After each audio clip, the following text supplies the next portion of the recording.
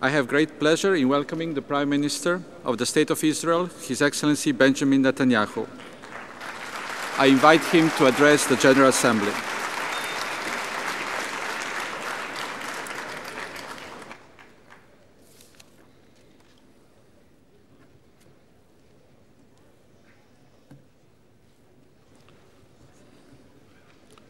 Mr. President,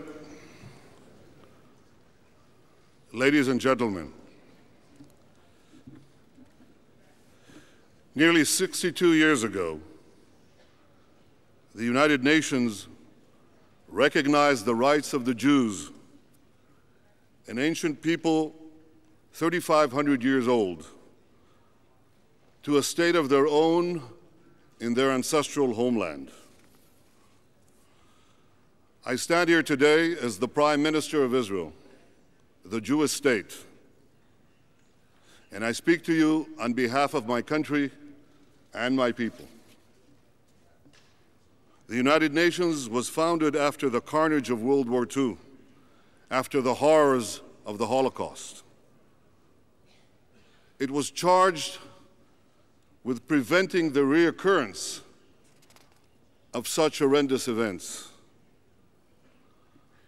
Nothing has undermined that mission, nothing has impeded it more than the systematic assault on the truth. Yesterday, the President of Iran stood at this very podium, spewing his latest anti-Semitic rants. Just a few days earlier, he again claimed that the Holocaust is a lie. Last month, I went to a villa in a suburb of Berlin called Wannsee. There, on January 20th, 1942, after a hearty meal, senior Nazi officials met and decided to exterminate my people. They left detailed meetings or minutes of that meeting, and these minutes have been preserved for posterity by successive German governments. Here is a copy of the minutes of the meeting of senior Nazi officials instructing the Nazi government exactly how to carry out the extermination of the Jewish people. Is this protocol a lie? Is the German government, all German governments, lying?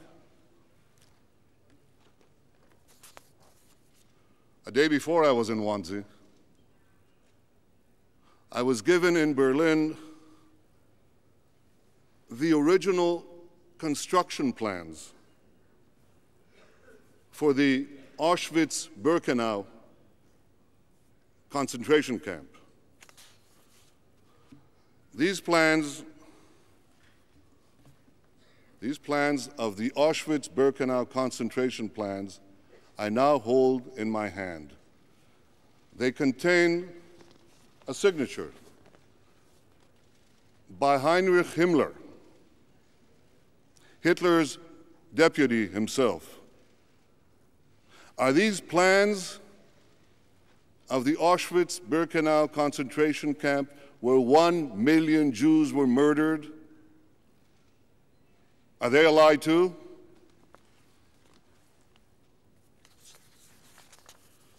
This June, President Obama visited another concentration camp, one of many, the Buchenwald concentration camp. Did President Obama pay tribute to a lie? And what of the Auschwitz survivors whose arms still bear the tattooed numbers branded on them by the Nazis Are those tattoos a lie too? 1/3 of all Jews perished in the great conflagration of the Holocaust.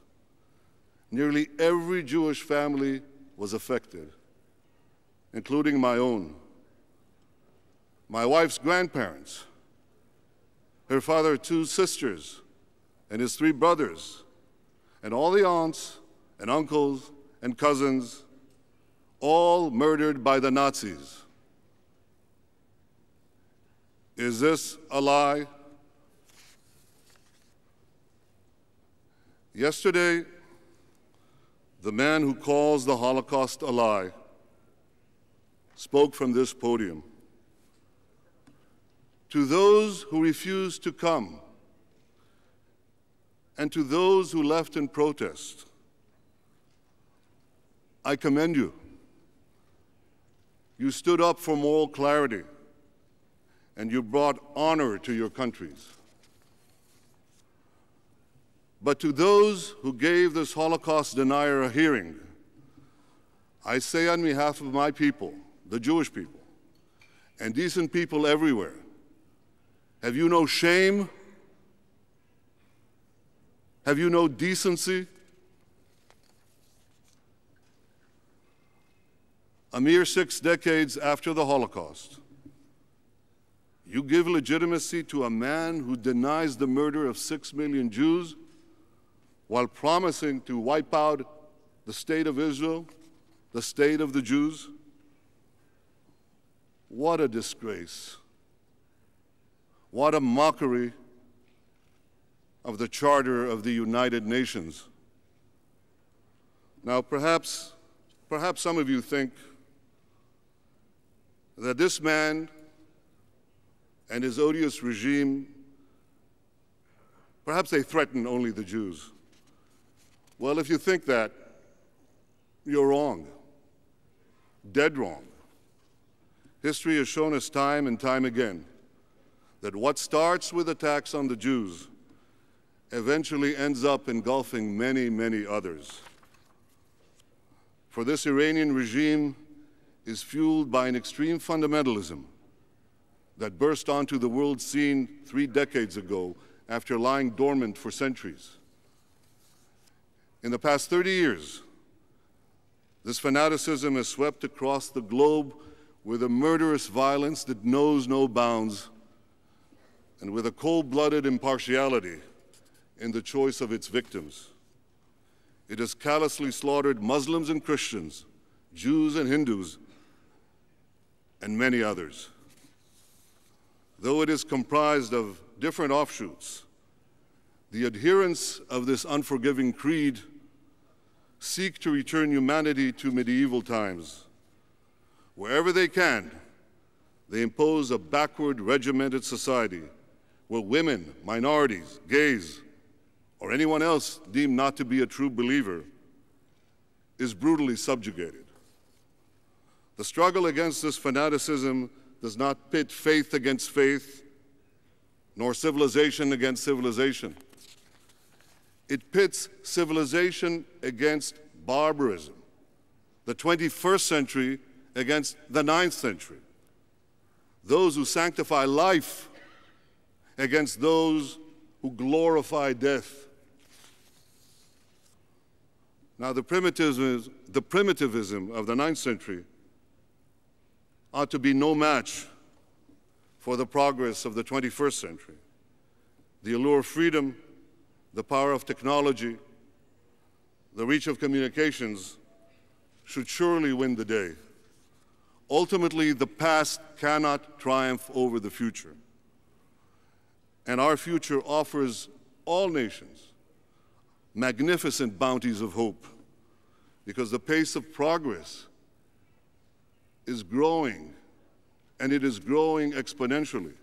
It took us centuries to get from the printing press to the telephone, decades to get from the telephone to the personal computer, and only a few years to get from the personal computer to the internet. What seemed impossible a few years ago is already outdated, and we can scarcely fathom the changes that are yet to come. We will crack the genetic code. We will cure the incurable. We will lengthen our lives. We will find a cheap alternative to fossil fuel, and yes, we will clean up the planet. I am proud that my country, Israel, is at the forefront of many of these advances in science and technology, in medicine and biology, in agriculture and water, in energy and the environment. These innovations in my country and many of your countries offer humanity a sunlit future of unimagined promise. But if the most primitive fanaticism can acquire the most deadly weapons, the march of history could be reversed for a time. And like the belated victory over the Nazis, the forces of progress and freedom, they will prevail only after an horrific toll of blood and fortune has been exacted from mankind. This is why the greatest threat facing the world today is the marriage between religious fundamentalism and the weapons of mass destruction. The most urgent challenge facing this body today is to prevent the tyrants of Tehran from acquiring nuclear weapons. Are the members of the United Nations up to that challenge? Will the international community confront a despotism that terrorizes its own people as they bravely stand up for freedom? Will it take action against the dictators who stole an election in broad daylight and then gunned down Iranian protesters who died in the sidewalks on the street choking in their own blood? Will the international community thwart the world's most pernicious sponsor and practitioner of terrorism? Above all, will the international community stop the terrorist regime of Iran from developing atomic weapons, thereby endangering the peace of the entire world? The people of Iran are courageously standing up to this regime. People of goodwill around the world stand with them, as do thousands of people who've been protesting and demonstrating outside this hall all of this week. Will the United Nations stand by their side? Well, ladies and gentlemen, the jury is still out on the United Nations. And recent signs are not encouraging. Rather than condemning the terrorists and their Iranian patrons, some here in the United Nations have condemned their victims. This is exactly what a recent UN report on Gaza did, falsely equating terrorists with those they targeted. For 8 long years, Hamas fired those rockets from Gaza on nearby Israeli citizens, thousands of missiles, mortars, hurling down from the sky on schools, on homes, shopping centers, bus stops. Year after year, as these missiles were deliberately fired on our civilians, not a single, not one UN resolution was passed condemning those criminal attacks. We heard nothing, absolutely nothing, from the UN Human Rights Council, a misnamed institution if there ever was one. In 2005, hoping to advance peace, Israel unilaterally withdrew from every inch of Gaza. It was very painful. We dismantled 21 settlements, really bedroom communities, and farms. We uprooted over 8,000 Israelis. We just yanked them out from their homes. We did this because many in Israel believed that this would get peace. Well, we didn't get peace. Instead, we got an Iranian-backed terror base 50 miles from Tel Aviv. But life in the Israeli towns and cities immediately next to Gaza became nothing less than a nightmare. You see, the Hamas rocket launchers and the rocket attacks not only continued after we left, they actually increased dramatically. They increased tenfold. And again, the UN was silent, absolutely silent. Well, finally, after 8 years of this unremitting assault, Israel was forced to respond. But how should we have responded? Well, there's only one example in history of thousands of rockets being fired on a country's civilian population. This happened when the Nazis rocketed British cities during World War II. During that war, the Allies leveled German cities, causing hundreds of thousands of casualties.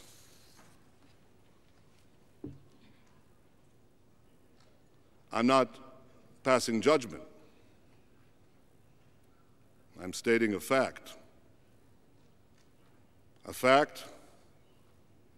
that is the product of the decision of great and honorable men, the leaders of Britain and the United States, fighting an evil force in World War II. It is also a fact that Israel chose to respond differently. Faced with an enemy committing a double war crime of firing on civilians while hiding behind civilians, Israel sought to conduct surgical strikes directed against the rocket launchers themselves. Now, mind you, that was no easy task, because the terrorists were firing their missiles from homes and from schools.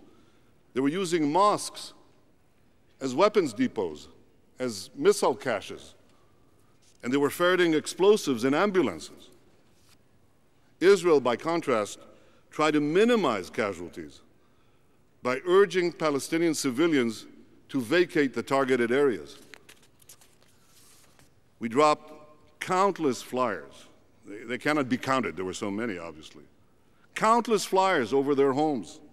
We sent thousands and thousands of text messages to the Palestinian residents.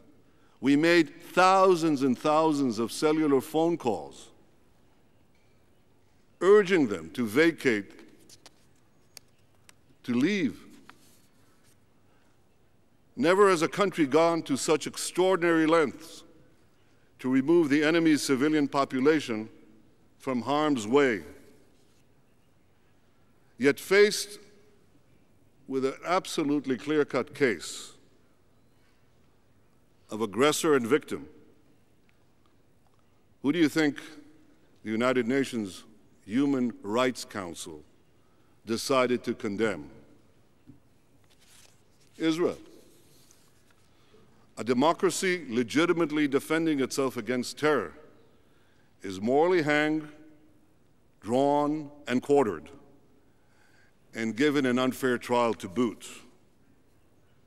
By these twisted standards, the UN Human Rights Council would have dragged Roosevelt and Churchill to the dock as war criminals. What a perversion of truth. What a perversion of justice. Now, delegates of the United Nations and the governments whom you represent, you have a decision to make. Will you accept this farce? Because if you do, the United Nations would revert to its darkest days, when the worst violators of human rights sat in judgment against the law-abiding democracies, when Zionism was equated with racism, and when an automatic majority could be mustered to declare that the earth is flat. If you had to choose a date when the United Nations began its descent, almost a free fall, and lost the respect of many thoughtful people in the international community, it was that decision in 1975 to equate Zionism with racism. Now this body has a choice to make. If it does not reject this biased report, it would vitiate itself. It would begin or re-begin the process of vitiating itself from its own relevance and importance. But it would do something else. It would send a message to the terrorists everywhere saying, terrorism pays. All you have to do is launch your attacks from densely populated areas and you will win immunity. And then a third thing. In condemning Israel, this body would also deal a mortal blow to peace. Let me explain why. When Israel left Gaza, many hoped that the missile attacks would stop. Others believed that even if they don't stop, at the very least, Israel would have made this gesture, extraordinary gesture for peace.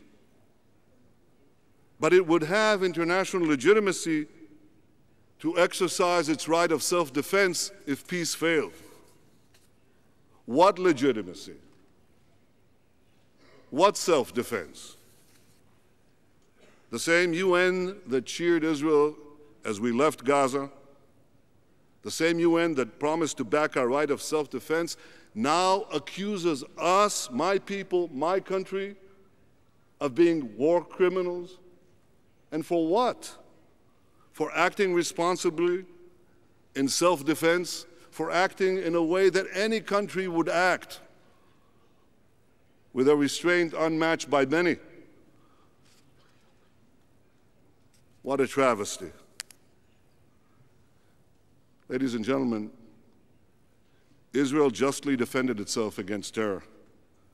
This biased and unjust report provides a clear-cut test for all governments. Will you stand with Israel, or will you stand with the terrorists? We must know the answer to that question now. Now, not later. Because if Israel is again asked to take more risk for peace, we must know today that you will stand with us tomorrow. Only if we have the confidence that we can defend ourselves can we take further risks for peace. And make no mistake about it, all of Israel wants peace. Anytime an Arab leader genuinely wanted peace with us, we made peace. We made peace with Egypt, led by Anwar Sadat. We made peace with Jordan, led by King Hussein. And if the Palestinians truly want peace, I and my government and my people will make peace. But we want a genuine peace, a defensible peace, a permanent peace. In 1947, this body voted to establish two states for two peoples, a Jewish state and an Arab state. The Jews accepted this resolution. The Arabs rejected it and invaded the embryonic Jewish state with the hopes of annihilating it. We asked the Palestinians to finally do what they refused to do for 62 years. Say yes to a Jewish state. As simple, as clear, as elementary as that. Just as we are asked to recognize a nation state for the Palestinian people, The Palestinians must be asked to recognize the nation-state of the Jewish people. The Jewish people are not foreign conquerors in the land of Israel. It is the land of our forefathers. Inscribed on the walls outside this building is the great biblical vision of peace. Nation shall not lift up sword against nation. They shall learn war no more. These words were spoken by the great Jewish prophet Isaiah 2,800 years ago as he walked in my country, in my city, in the hills of Judea, and in the streets of Jerusalem. We are not strangers to this land. This is our homeland. But as deeply connected as we are to our homeland, we also recognize that the Palestinians also live there, and they want a home of their own. We want to live side by side with them. Two free peoples living in peace, living in prosperity, living in dignity.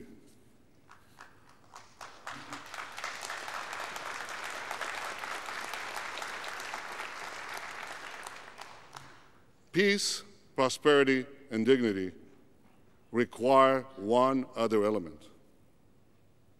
We must have security. The Palestinians should have all the powers to govern themselves, except a handful of powers that could endanger Israel.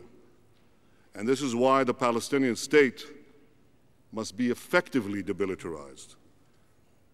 I say effectively because we don't want another Gaza or another South Lebanon, another Iranian-backed terror base abutting Jerusalem and perched on the hills a few kilometers from Tel Aviv.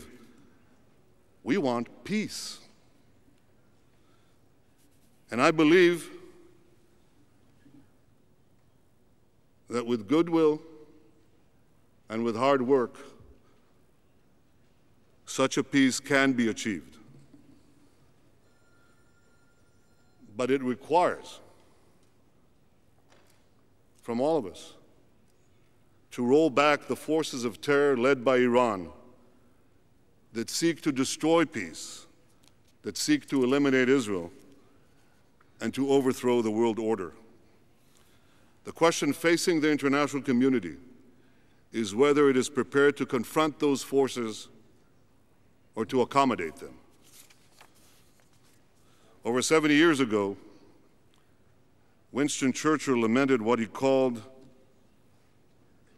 it the confirmed unteachability of mankind. And by that he meant the unfortunate habit of civilized societies to sleep and to slumber until danger nearly overtakes them. Churchill bemoaned what he called, I'm reading, the want of foresight, the unwillingness to act when action will be simple and effective, the lack of clear thinking, the confusion of counsel until the emergency comes, until self-preservation strikes its jarring gong. Ladies and gentlemen, I speak here today in the hope that Churchill's assessment of the unteachability of mankind is for once proven wrong. I speak here today in the hope that we can learn from history, that we can prevent danger in time. In the spirit of the timeless words spoken to Joshua over 3,000 years ago, let us be strong and of good courage. Let us confront this peril, secure our future, and God willing, forge an enduring peace for generations to come. Adonai yevarech et amo b'shalom. Adonai yiten oz le'amo. Adonai yevarech et amo b'shalom. Thank you very much.